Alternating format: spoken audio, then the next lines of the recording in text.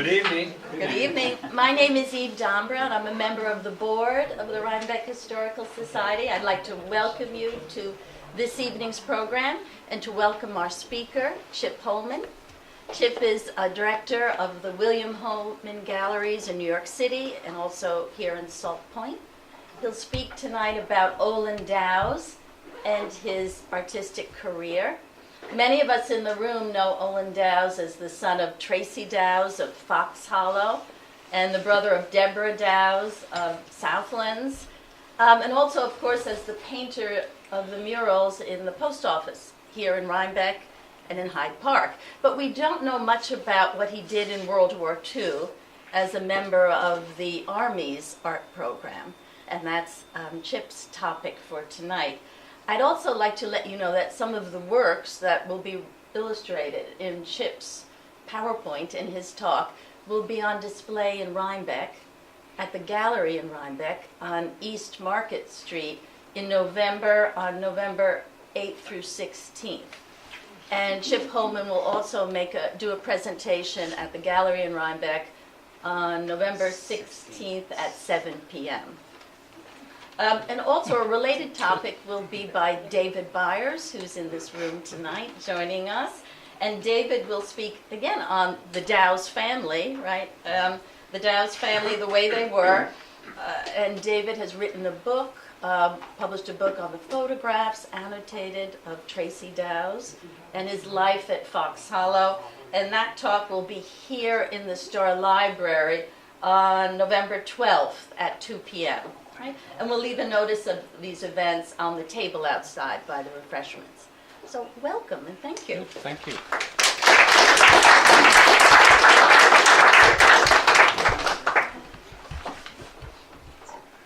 Well, thank you all for coming. It's a great pleasure to be here and to see the Historic Society here. I've never been in this room, but I've been upstairs.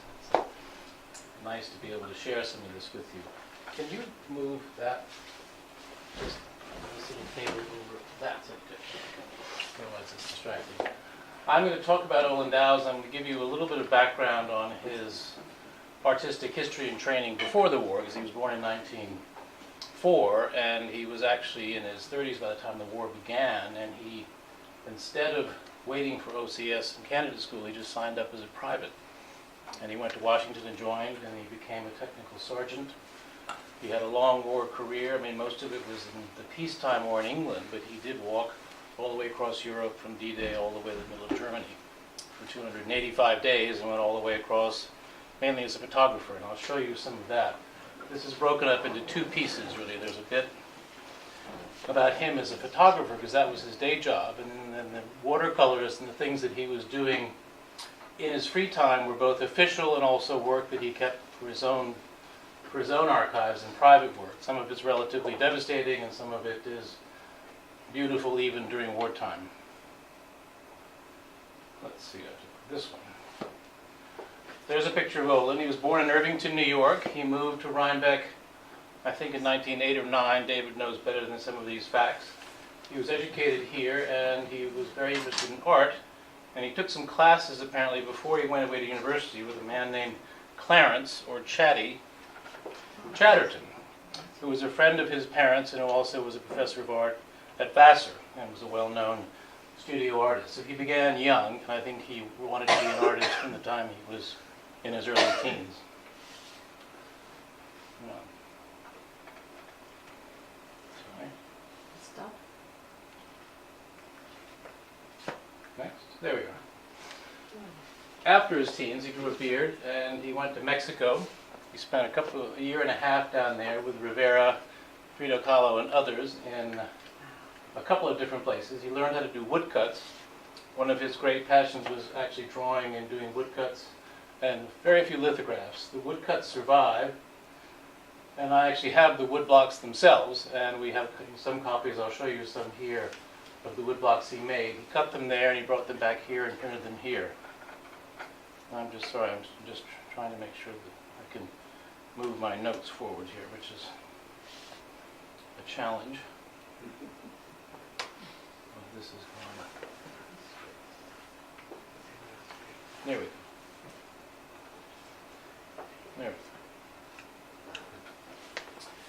while in Mexico, he made these woodcuts. They're about 5 by 9 inches. They're all basically one single piece of wood.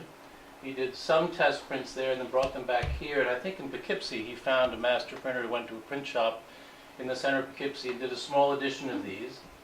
They're modernists. They're relatively unusual for, not so much for that time, but you can obviously see that he'd been looking at Rivera, he'd been looking at the Mexicans, he'd been looking at a very, very dark graphic tradition. And I think his way of using this burin in a very, very dense boxwood, they're not actually on linoleum, it's really hard wood. And he really carved into them to get this resolution and to get the black and the white. Strong shadows across the bottom, with women walking across a landscape. Chatterton was a student and friend of someone named Hopper. And these landscapes and these darkness, they keep coming back through all of his work. So things that he was looking at with these absolute shadows on the back of the figures. These are women walking to a market in Oaxaca. And another very small woodblock print from this same series. This wonderful lines and these great linear things going across the woodblock, which are not trivial to make if you've ever made a print or done a woodblock. Even in linoleum, it's very hard to keep things straight. They're not really expressionist, they're really about Mexico, and I think about a young man finding his way and struggling, as they all did, with modernity, with what was modern and what was going to be contemporary. The sort of things that you would have seen would have been Emile Nolde, Felix Vallotton, the Swiss printmaker. And he went back and forth to New York quite a lot, and there was a famous place called WWII Books on Lexington Avenue, and they imported most of the work of many of the European artists during the 20s and 30s, sold them as multiples, and also sold reference books. Now, let's see. This is a lithograph, one of the very few he made. There are about 3 or 4 that I know of. The site is Southlands. It's on Deb Dows's farm, overlooking the Hudson River.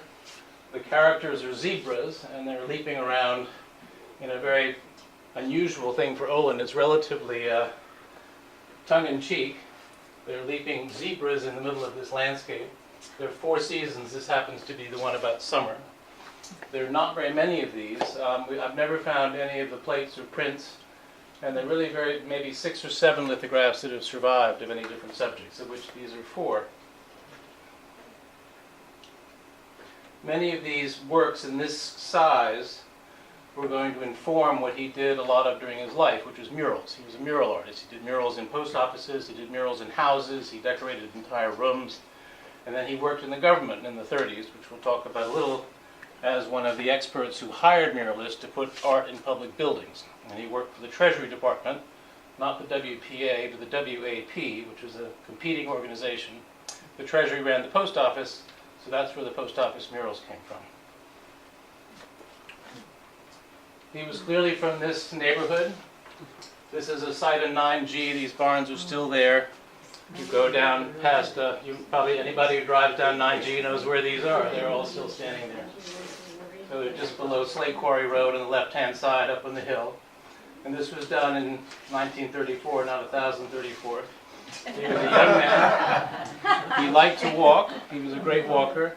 He walked with, all of his kit in hand, and he did literally hundreds of these over the 30s and 40s. It prepared him very well for World War II, because he did a lot of walking, and he had not only a camera, he had his watercolors, but he also had a gun, and he was a soldier, so he had a number of jobs to do as a young, well, not so young, but as a soldier in that theater. He went to Harvard, left. He went to Yale, and left. Then he went to New York, and he went to the Art Students League.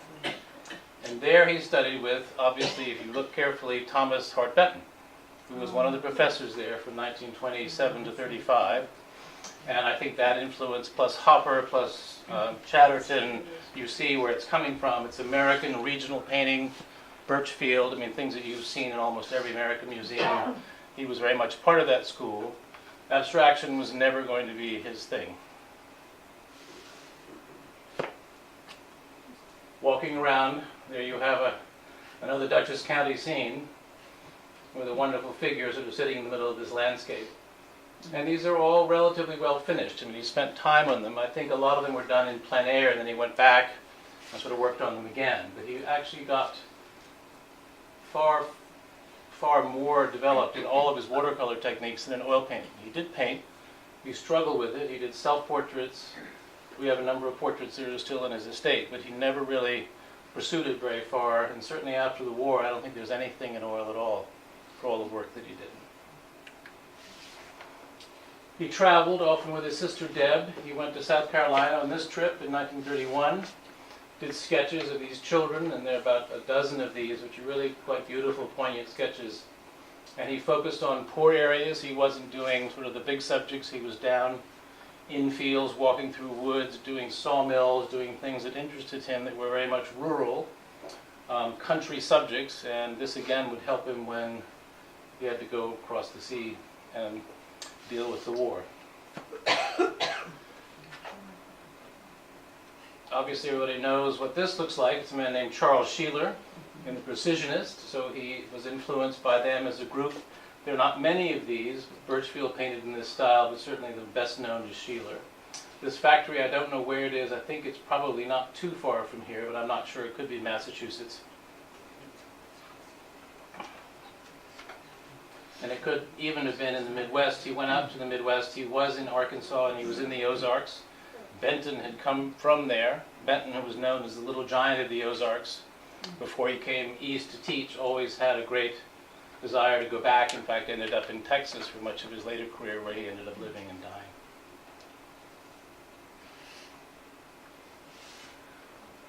A few forays into abstraction, or at least into a little more vorticist English kind of thinking. This is on chipboard. These are 3 small watercolors, all done on a notepad, and they're probably as abstract as he got in terms of taking something out of context, where you have these great stripes going through what is the smokestack of the ship, and he's on deck with the 2 air horns facing forward. And this is a huge air conditioning duct, which he extracted as an abstract to make it the center of that particular composition. And on the right are the same ducts looked at from the other side. So he was trying with all this stuff, but he kept trying and never really got there in a big way in terms of his work. But these are quite beautiful. They're very delicately done, and I think he was on shipboard doing this kind of work on his way to Europe, probably 36-7. He went in 38. He was actually in Germany right before Kristallnacht with Deb, and they were actually there, and he wrote about it. Another one, a small oil that he did of workers going across, sort of a classic 1920s, 30s, sort of, workers' Renaissance, socialist leaning. He wasn't particularly political, but this sort of thing you would have seen in a number of places, probably in Europe. Crossing, this is poignant because it's happening now. It's happening now. The people are different people. They're all of different colors and shapes, and they're on these horrible boats. But these are refugees crossing somewhere in Europe, Malta, Sicily, North Africa. He was in Egypt as well. He went on a trip there. And you can see them all bundled up with their scarves over their heads. Not necessarily cold, but clearly looking like they're out of place and not very happy going wherever they're going. He lived in New York. His mother had a house in New York for a while, and he lived there as not a very young man, but certainly later on, and he went back and forth. And I've seen maybe half a dozen works that have to do with New York City. He wasn't terribly interested in urbanism or in the urban sprawl or in actually even in urban subjects. Landscapes for him are always outside and in the open air and in the countryside. I think this has to do with one of the commissions in Hyde Park. It's a very interesting oil. It's mounted on a board. It was done as a study or a presentation. And clearly you're sitting up here. This is up on Vanderbilt's Hill, looking down over the river somewhere, under one of those giant trees, an apple tree. There's maybe a small religious overtone because the figure has a halo, a mandorla around his head. Right. So is it Christ or a saint preaching to the children or preaching to anybody?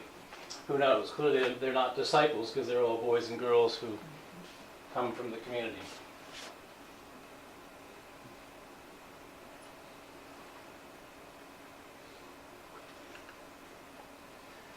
Again, a small return to abstraction, a little bit of a cubist work. It's one of the few very small oil paintings that he did on panel. It's unusual for him in that you can actually see the panel. He didn't cover it all with ground. He was trying to use sort of the cubist ideas of using the background and using the material itself as part of the composition. A still life of which he did a number, but very few are in this kind of free and relatively abstract attempt. And he abandoned these as well. There are not very many of these works. Oops, sorry. And of course back to Birchfield, so we've come back full circle here to real American regionalist painting, and this was done in I think 1934 of a house that I don't know where it is, but it couldn't be very far from here. And these were highly finished. He worked on these for a long time. They're very hard to do watercolor at this level of detail, and I think he finally found his way in the middle 30s that this was what was going to be his métier rather than any kind of painting or any other kind of drawing. World War II began for him as a man living both here and in New York. He enlisted in 1942. He was sent to Fort Meade in Washington, where he was trained. He signed up as an artist. He was assigned to a photographic unit. There were artists in the Army and Navy, but they weren't a formal force. And one of the reasons that he did it was he thought that they could contribute. And most people who were artists, my cousins who lived in Norfolk, were all on the Signal Corps. So they didn't actually make art. They made tanks out of cardboard and plywood, and they painted them and they put them in fields. I mean, that was their job, was to follow the Army around, and they did diversionary tactics and created things that looked like scary things. So, and that was the job that they did, essentially. So it was decorative art, not necessarily fine art. I'm going to show you some photographs. I'll go relatively quickly. If anybody wants to stop and look, we can look some more. They were done with a Rolleiflex, which is a very small Army-issued camera. The prints were 3 by 5 inches, which is very small. And we think that there was a truck that followed them around every day, developing these prints. So the prints are small, they're all done rather well, and they all have a censor stamp on the back. So somebody looked at them and said, this is okay, censored it, gave it back to him, and he carried on with them. He managed to save quite a lot of them, and so there are about 600 photographs in this collection, which for a man walking in the Army, I mean, you think he's riding on a tank, he's taking photographs, he's getting a film to somebody, he's getting it processed, he's getting it back. And I'll show you why that's important, because they became very important for the movement of the Army, because he was the one who was the artist. He had the eyes, and he could look at a 3-inch photograph and he could tell what a landscape meant, and an Army captain couldn't do that. This is I'll show you this again, but this is a scene we think in Devon or in Normandy, with just basically some people doing some strategic planning in one of these little lean-to things. Okay. By now he was finished with the government. He'd spent 4 years, I think, in public service in the Treasury Department, which led to the post offices, which you've seen. He also spent those 4 years reviewing about 3,000 proposals for post offices all around the country from everybody who had an interest. And it was the time of President Roosevelt, so it was political. So every congressman had an artist. Olin was lucky he had President Roosevelt, so he got a library right here in Rhinebeck and one in Hyde Park. But I think he was quite exhausted from his correspondence of his bureaucratic work, reviewing proposals, batting off everybody who had a self-interest in getting their person to decorate this public building and office. So when he got from Washington to England, which is in the summer of '43, this is actually later, this is one of the last preparations for the D-Day invasion, and he's up on a hill looking down over the Devon coast. Locations are always unknown because these were bits of intelligence, so there are very few records about where exactly these places were. And at this point he was part of the 166th Signal Corps. He was a photographer, he was a technical sergeant, and art wasn't part of his brief. There had been a proposal to create a combat art force, for which he was going to be one, And he went with a proposal unclear when he actually went to England. And eventually they wrote back and said, no, we haven't got any money for that, but you and 2 of your friends are going to be the European theater artists for the army. Role undefined in terms of what that actually meant, or what you were supposed to do. But anyway, he and these 2 other guys went ahead and started. And I'll show you them. Let's see. Right there. This is taken at VE Day in Paris. Olin, a guy named Manny Bromberg, and a guy named Gold. And they were the 3 guys who were charged with being the European theater artists in all the documents. Albert Gold, I don't know where he was. Manny Bromberg lived for many years in Woodstock after the war, and he worked there, and he became quite an abstract artist. Olin obviously did not, but they were very close friends throughout the war, even though they were attached to different armies. Because being a theater artist, Olin worked 7 or 8 different assignments over a year. So he went to Patton's army, came back. He went to Paris, he came back. He went to the Battle of the Bulge, came back. He went to Germany, and each one might have been with a different division.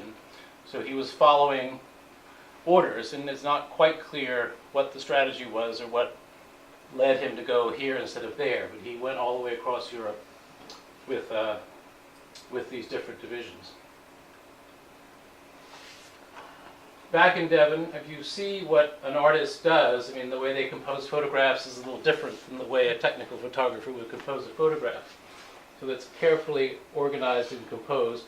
And a lot of his practice went from photography to watercolor. He used the photographs as the basis for his watercolor, certainly for the compositions, and oftentimes basically they were only black and white, but he obviously had the colors in his head. So these guys are resting on a beach in Devon. Sorry, it's probably 43, that date's going to be wrong. And here's what happened. So you take that little photograph and you make what is an official watercolor, and these were sent back to the War Department as a sort of official documents with captions. They put borders around them, and they put them up in the War Department. They put them up in Department of Defense in Washington, and they were up and down hallways. They were in generals' offices, and there was a good group of these that came from all the artists who were in the field.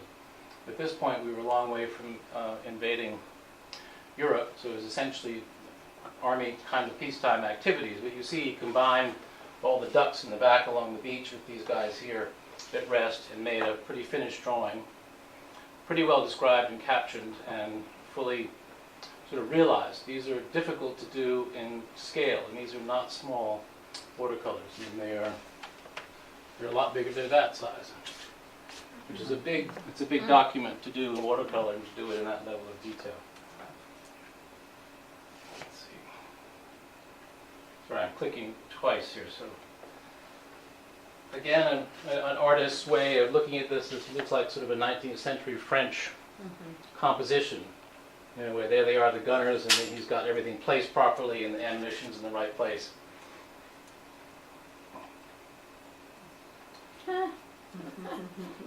And this, for the art historians in the room, will become relatively obvious. This was in Normandy, probably 4 or 5 days after the invasion. When he got there, he was obviously with this group of men. They hadn't had a bath for a long time. Saint-Lô, the battle which they were either involved in, was the first great battle of the European theater. 30,000 people were killed, 25,000 Germans. It was a huge war. It was called the Battle of the Hedgerows, and it lasted for a long time. Officially about 13 days, unofficially almost for 3 or 4 weeks. Hedgerows are scary because you can't see through them. June, it was both hot and dry, and visibility was essentially nil. Normandy is an unforgiving place. All the lanes are like Ireland. They're very narrow. The hedgerows are 16, 17 feet high, so you can hide anything you want behind those. And they did. So men walking down hedgerows were just mowed down by something on the other side. They tried to go on both sides. It was a pretty horrific way to start the war after the D-Day invasion. So if that doesn't remind anybody of anything, it should. Because that's clearly where it came from. As he was thinking hard about how to compose something. And this goes back to, even in wartime with the awful things going around, he had this eye. And he was obviously moving around this scene with these guys to create this image.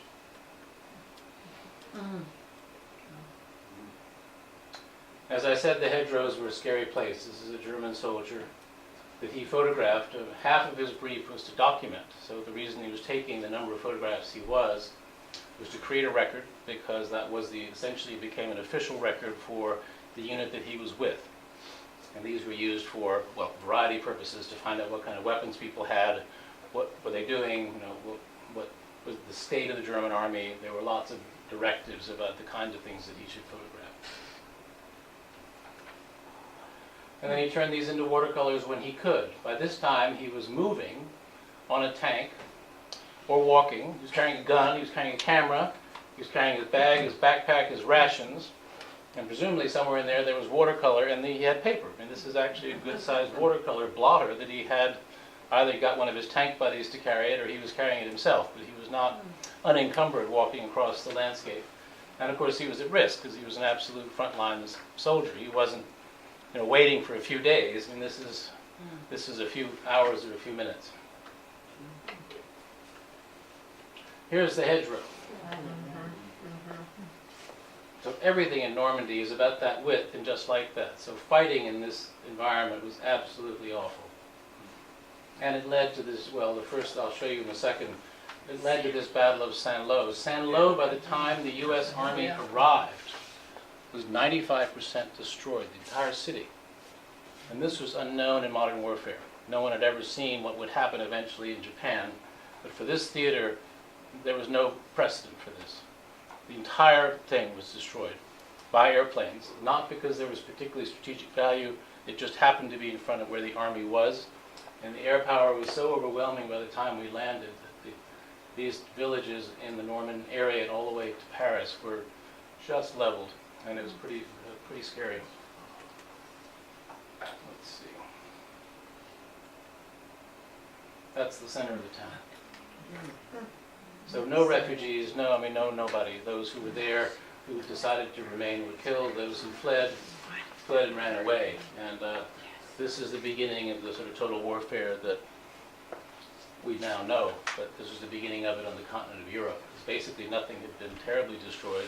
Once the Germans had taken over France, it went quiet. We bombed in Germany. We weren't bombing these places. This is 40 miles from the English Channel.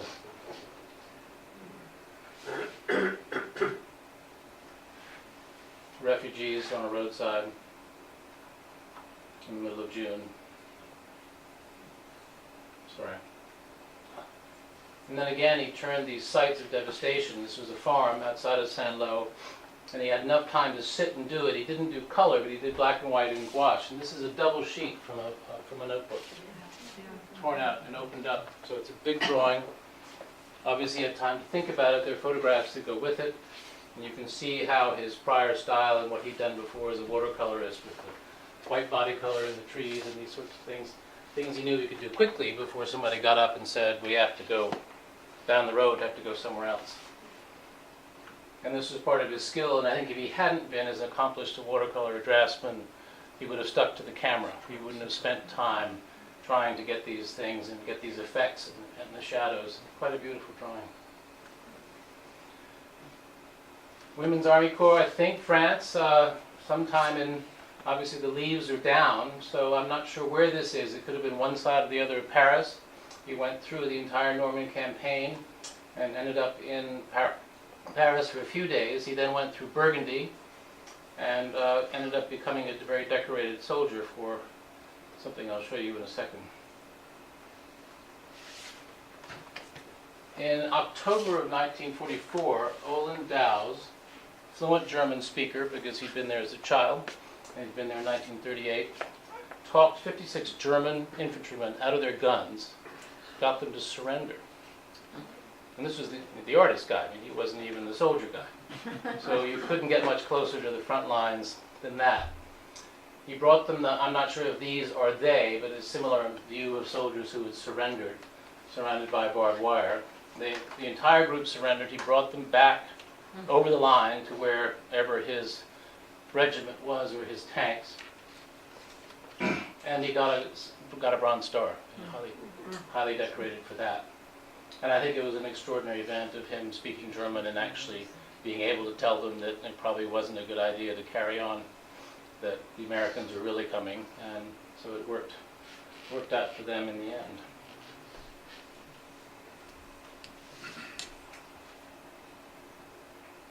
Everybody knows who this guy is. The one on the right, not so well known, a man named Jean Cocteau, who was a French artist and surrealist. This is at the liberation of Paris, which was in August 19th, I guess August 20th, 1944, in Picasso's studio near the Montmartre. Dows had obviously gotten there leave, and he knew where to go because he had his tie on and everything else, so he went to meet Picasso. And I guess that is Manny Bromberg on the left, and I suppose Al Gold, the third friend, took the photograph. But it's relatively interesting. There are about 4 or 5 of these, and obviously they had a little bit of rest in between these campaigns. It wasn't to last because, as most of you who know anything about World War II, the worst battle of the Bulge, the Battle of Bastogne, was about to come.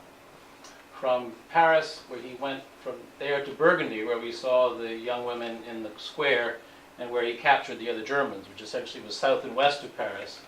He was then reassigned to the 51st Tank Battalion, and also that was allied with George Patton.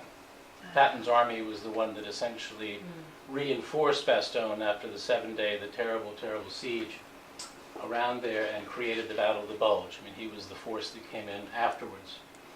This episode officially in Bastogne lasted for 7 days, from the 20th to the 28th of December, Christmas of 1944. The entire battle took about 35 days. It started from our side with 80,000 soldiers and ended up with 600,000 involved.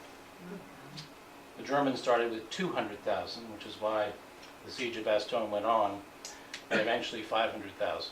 So you think in this theater, in this place in Belgium, in the Ardennes, over 1 million men on one side or another, trying to kill each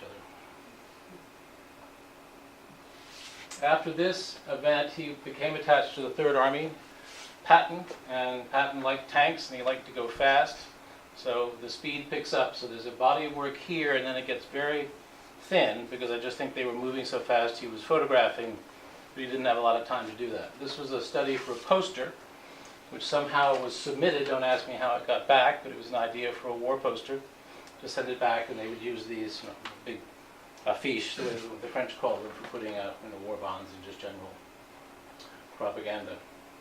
In Bastogne in December, it snowed. It was an incredibly cold winter. Making it much more difficult is also Belgium, which means it's mud, a lot of mud, and they were deep in the forest. And these guys are walking up a road to their next encampment.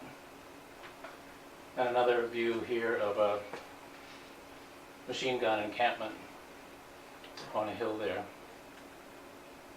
And these are the end. I'm skipping over now. I'm going forward about 5 months into April and May to the end of the war, by which time he had arrived in Torgau on the Elbe River, which was one of the major crossings. The Germans had completely destroyed it to not allow entry to Germany.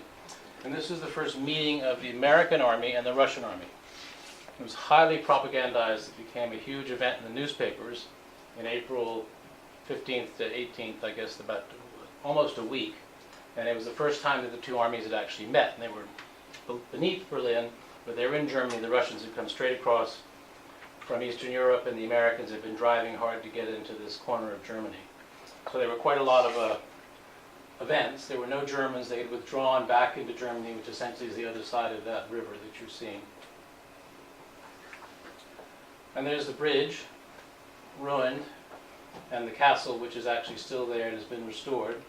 And these are Russians and Americans looking at somebody's machine gun left behind, April 25th. There was some vodka and dancing. Because from their point of view, at that point, I mean, they viewed the war as was going to be over soon. If not very soon, then at some point soon, because they knew the Germans were back in their country, and it was going to be another 2 weeks from here before the Russians overran Berlin. More vodka. Olin in the middle there with a bunch of Russian guys, and one of his guys all having a toast, and I don't know how long they were there. He was back by VE Day, the photograph with Manny and Al. He was back by the 8th of May, so he wasn't there for a long time. They moved him back pretty quick. And they didn't have a lot of food and supplies, so they took most people back towards the center of France. They had vodka. Lots of vodka, and here's some more with shotguns and so forth. This is a cathartic picture. It may have been one of the last ones that he took while he was actively in Germany. This is in Falkenberg. It was the last spot that he was before he turned around and went back. Refugees, obviously German refugees, tied up like horses, pulling wagons up hills to a pretty uncertain future. And you see what the total war really meant in terms of what was left around you. Pictures of Berlin are even worse than this. But this is a smallish town, not of particular strategic importance, but flattened. And there's the watercolor that he did, and this is dated 46. It actually took place after the war. And he did a tour of the United States and did a lecture on art and war, and I think he prepared drawings from his photographs for that particular set of lectures. It's the same idea. And here, another one of this same German thing in May, the huge catharsis of this armored abandoned half-track. On one side, on the other side, a covered wagon, and in between, dead horses. Or mules.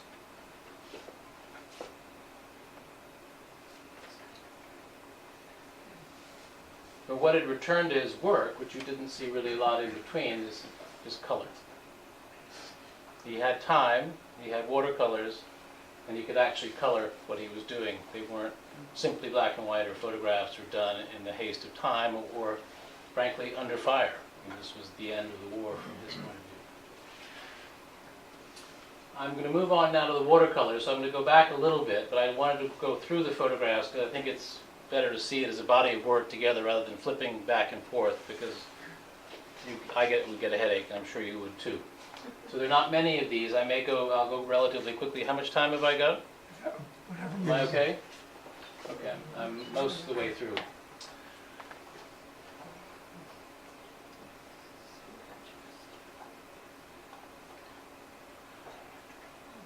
This work, we did a show with a young woman, two young women from the Institute of Fine Arts, actually, who didn't know a lot about World War II, but they learned a lot. And we did a catalog of this work, and we had it in our gallery in 2013. And it was a really fun project because we have lots of letters and correspondence. We spent a lot of time going through Olin's infinitesimal, unreadable handwriting. It really is agony. It's really on little tiny sheets of paper, which he carried with him through the war. So there are several hundred pages of notes and things and little diagrams. And one day when I have, a year or two, I'll get through them all. They were hard work, but they're lovely to see. And behind all these watercolors, there are 1,000 little sketches. He carried those little moleskin boats, did little teeny drawings all days and nights, and in the middle of bombings, and you can see people in all kinds of states in those, and they're very, very hard to exhibit, like 3x5 photographs, because they're really hard to see. So they're almost like a little manuscript in Ganabula from his wartime. Okay, you've seen these guys, so this is the beginning, and this is taken at the end of the war, but this is the group that formed the European Theater. They started in Maryland, in Fort Meade, where they were trained, and I think that's Olin down there drawing something, looks like a lady without many clothes on the right-hand side, and the guys are playing poker behind, and this is essentially all bivouacking and training. And I'm sorry, these are taken from the catalog, so I hope the images are, I think they're working all right. Are they okay sometimes? I don't know if they're going to be too small. Same thing, just a study for the same watercolor. And here he is out in the woods, Army recruits in training. And I don't know anything about costume, but I was very interested by this very blue tunic that they wore. I've never seen Army in that. It's almost always green. It could be, I think it might have been the Rangers. He was with the 29th Rangers in England. I think they may have had a special kerchief in which they became the Green Berets in a later war. This drawing you can see on the right has been torn, so it was sort of torn off. I think he got frustrated with it and tore off the bit he didn't like. But as part of what he was doing there, they were producing relatively official drawings for use by the Army Department. So they were sort of practicing for what they would eventually do. And as it turned out, they spent over a year, almost 15 months, in England, in Devon, sitting in bivouacs and in tents and in places in the West Country, waiting for the invasion. So there was a giant force hidden away, slightly hidden away in the west of England. And I think it was a difficult time, difficult for the troops because they were planning to do something. It was also the west of England. It was wet. It was damp. They were living in horse race tracks and in old industrial sites, and it was a difficult time. But anyway, this is before he got there. An official kind of drawing to be turned in. Then they're finally on their way. They're making a move. This is a transport ship. You can see the ocean in the background. And they're sitting on the deck. And it was hot, it was July, they were going across the Atlantic, worried mostly about suntans. They were worried they didn't have any sun cream at all, so they got very bad sunburn. The other worry was U-boats, Germans. And the Atlantic was full of them, so this was part of the major transport to get people to England, to their staging area.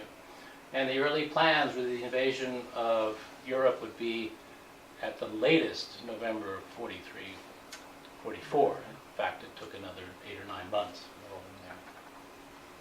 This is on the shipboard here with bunks. The guy at the top of the watercolor, I don't know if this is a pointer, he's actually leaning out a porthole talking to a nurse who's up above on the next layer. But they obviously played cards pretty much non-stop because there wasn't much else to do on a troop ship, and a lot of people stuffed on there. Okay. And a third one, more difficult to see, but this is along a deck, so you have to read it going up that way. They're all lying against the side of the ship, and one guy lying this way. That's a very long, sort of tall watercolor, which is unusual. And then they got there, and this is basically unloading, and this is a motorcycle pool. Getting ready for maneuvers. They went from Southampton to the west of England in convoys. They set up tents. They built cities. They built everything because they didn't have anything. It was a lot of people by the time they'd gotten to critical mass there. The English weren't particularly ready for them, but there was certainly a lot of people to accommodate. And the motor pool, the motorcycle guys, they brought their motorcycles over, got on them, rode out to Devon, and they were probably the ones that were the couriers that took the film that he made every day in a pouch, and they took it back to wherever they made prints and brought them back again, because they were the fastest transport when they finally got to the continent. Building things, there was lots of building. A Nissen hut was a famous thing, which I'll show you more of, and a lot of construction. And the Army spent a lot of time building stuff and moving stuff. And it must have been a pretty long, pretty hot summer getting themselves organized. Portraits, he did these, sort of quiet portraits of soldiers in different conditions. Often they were named, often he gave them to the soldiers. And these are quite finished. Many of them are black and white. Sorry. In the rain, which certainly is a big part of the west of England, so they were in the rain a lot. Also out in maneuvers and training and training and training. But training for 15 months, if you're in the Army, is a long, long time. Very tough duty in some ways.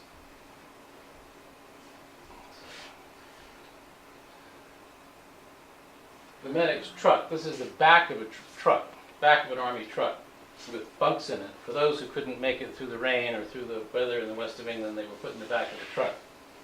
What the soldier in front has on is suspiciously a blanket, and it's a pink blanket.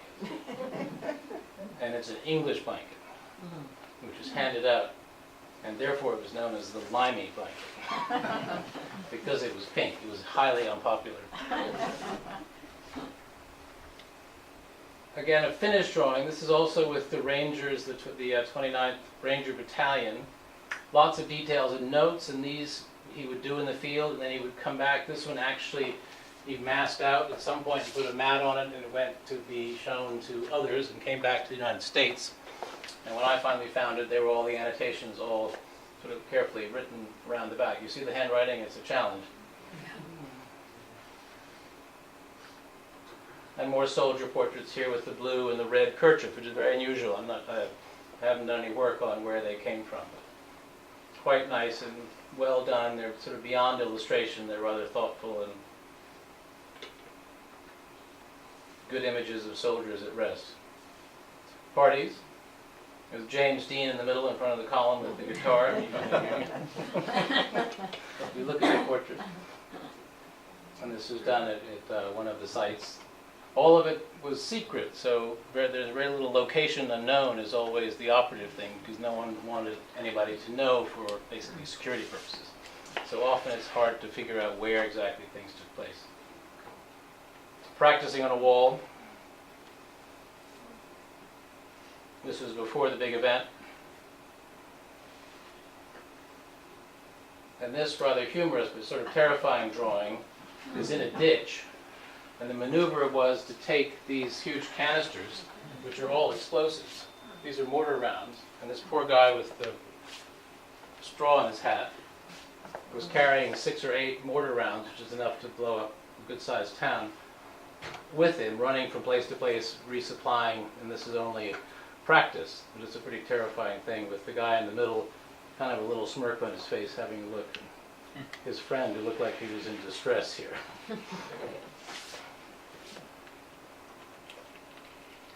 More of these, I think winter by this time. It looks like snow. There's not a lot of snow in Devon, but I think it gets cold and it gets frozen, so it looks like they're slightly frostier than they were in the summertime.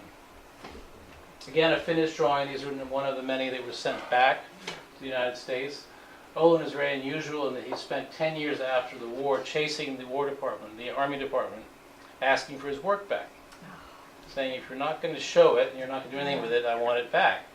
And there were letters and back and forth, and this general and that general, and finally he got it back in about 1955. He got a huge pile of these drawings, and luckily they'd all been annotated, they'd been censored, so they had a lot of information from the Army about them, plus the captions, the detailed captions, which some of them were actually all typed out on onionskin paper, and they were put on them. And these were the drawings that were arrayed around various federal buildings in the Army Department in Washington. And here's some more of these. The one on the right, more sort of propagandist kind of soldier there with his kit, the medic watching maneuvers before he went. So some were more finished and final, others were more ad hoc and done pretty much as he was wandering around this group. He didn't have a formal photographic job, so his job was to really record what the Army was doing and document it. More guys with gaiters. And then the sad sack, another soldier figure here, looking a little less happy. And the deacon, I guess the deacon was a nickname of somebody, or maybe he was a deacon, maybe he was the padre for the Army, having a sleep, and then another soldier. There's the sad sack. He reappears in his watercolor on the right in the fog, which is lots of fog in Devon, so I think they spent a fair amount of time in the evening wandering around in the woods wondering where they were. So.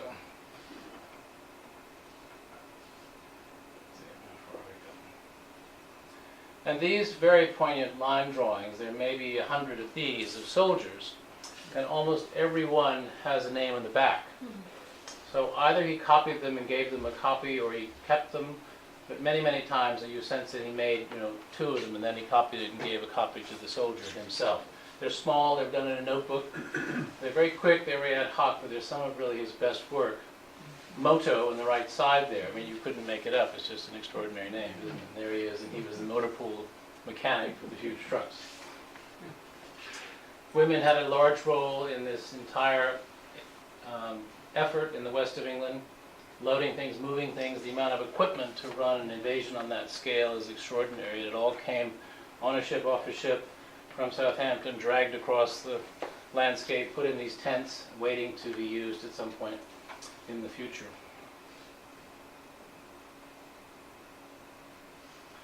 And lots of stuff. So this is part of his documentary thing, is all the things they were storing. A little bit of sport. This is by an English country house near Devon. It's been identified because there are 4 or 5 drawings that go with it. Here's men playing, obviously, with the laundry hanging outside the Quonset huts. A certain amount of mud in the foreground. You can see the reflection in the water, so it was never really mud-free, that part of England. And of course, it reminds you of somebody else that we know, a man named Cezanne. You think about the composition and the bathers, everybody leaning into the middle. This was an African-American, a Negro Army unit. They were in force in England. They were segregated, as you know, still in the Army, and their main jobs were they did a lot of building, did a lot of moving of stuff, and they essentially were the chief logisticians of these armies moving around. And they were actually very good. They were very well thought of. So this is in Thackham in the west of England. I'm not sure where it is, SOS Depot. And here's a racetrack, which they turned into more Quonset huts. So there you can see the track running around here, but they took the track away and just started building these huge huts to store stuff in. Gliders were a big subject. 3,800 men flew into France on gliders over D-Day. And crashed. And every glider was lost. The gliders had 18 to 24 men. 30 of the gliders had a howitzer 105 millimeter gun inside. And 12 men. Because they wouldn't otherwise, they would just drop straight down into the ground. So the men were trained to take an entire howitzer apart, put it in the glider, land the glider, get the howitzer out of the glider, set it up, and get ready to go to work. And the training did pay off, but it was pretty grueling. So this is putting a wing on a glider in England, waiting for the thing. And here's another Army guy putting a wing, but you notice that there are just a few more behind there. And they went all the way across the race course in the open fields. And gliders have to be towed, so you have to get a plane hooked up to them, and you've got to pull them off the ground. They don't launch themselves because they don't have any engines.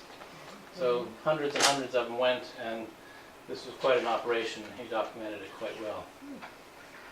So you never really think about the amount of labor and all the stuff that went on beforehand, before anything really began.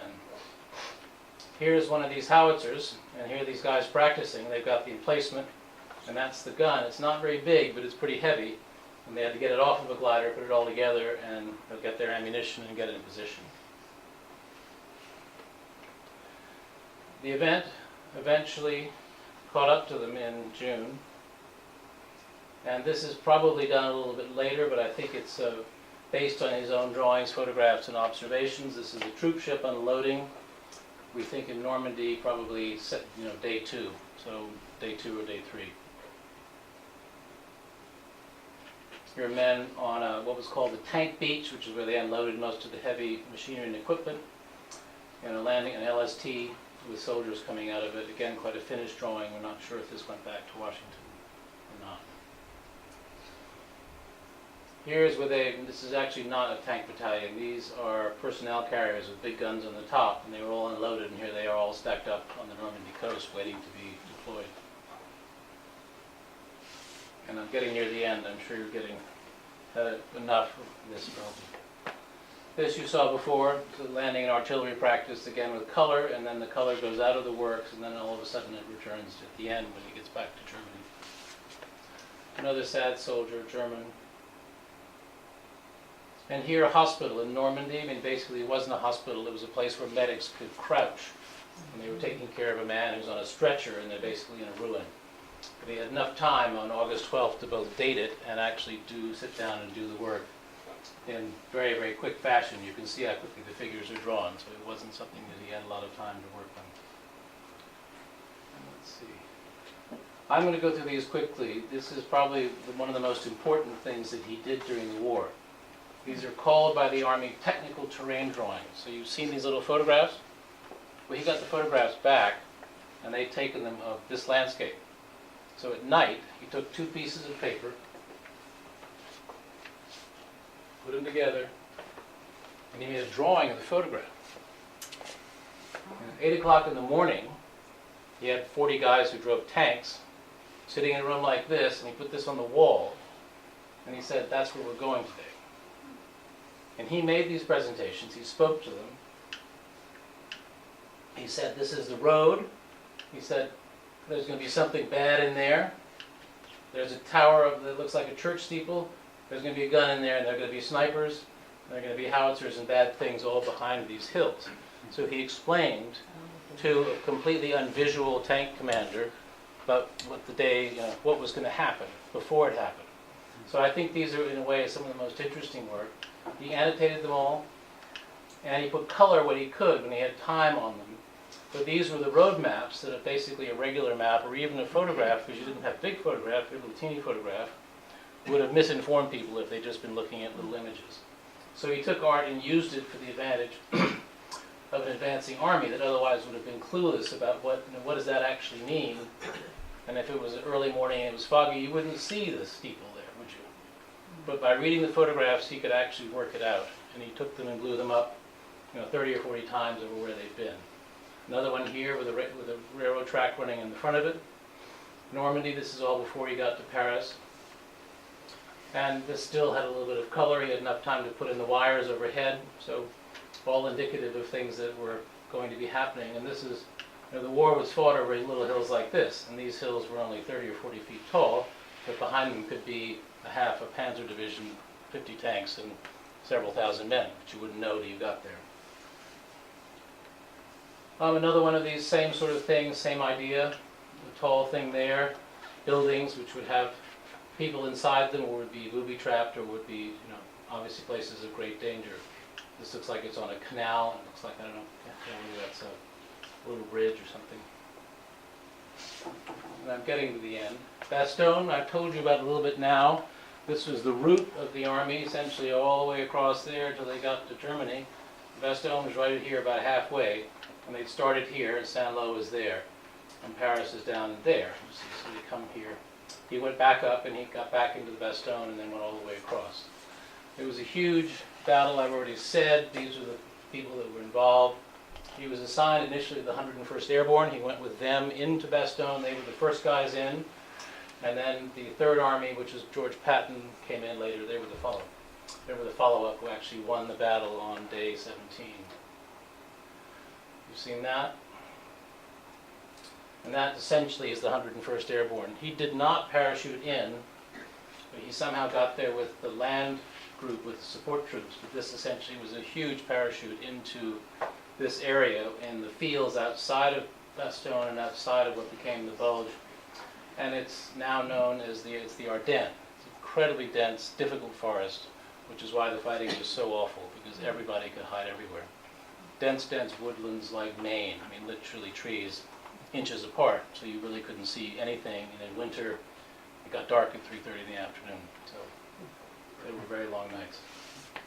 These sketches he did, obviously on the fly, very quick, but beautifully captured light and dark. When they remind you in a way of little Rembrandt things, they're tiny.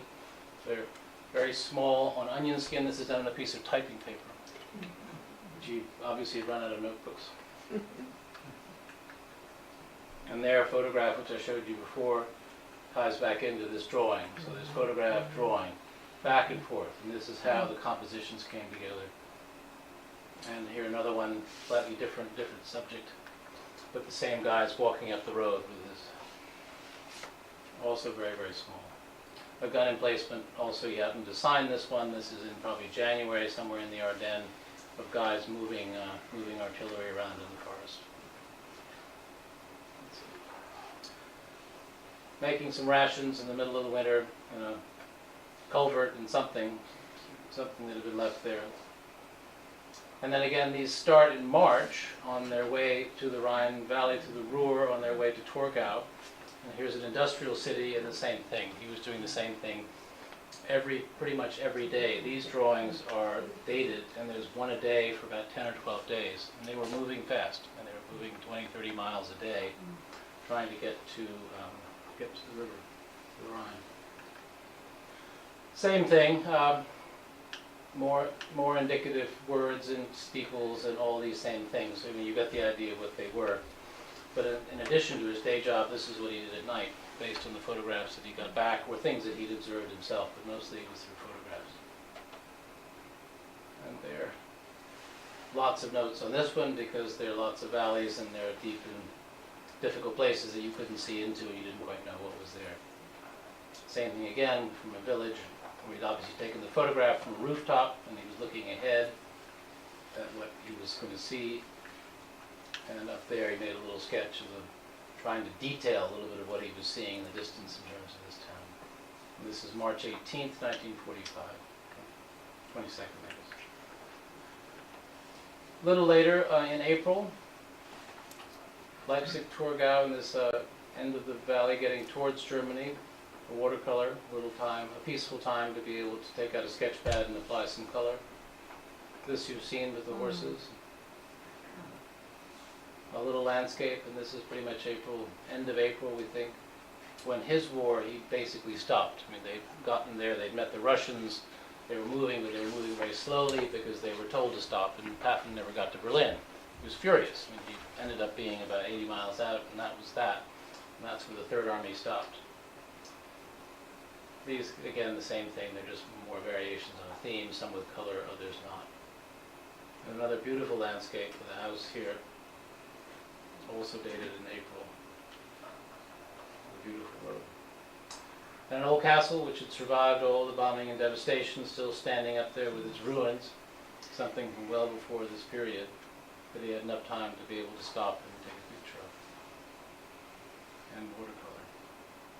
And then finally Falkenberg, Durachhausen. This was the last few days of his war. I think this date is wrong, I think it's later. But there he was, he finally took out his colors in his box and started to draw in watercolor the things that he saw. I think I'm getting to the end. You've seen this already, the refugees, and these guys you've seen, and I think that's it.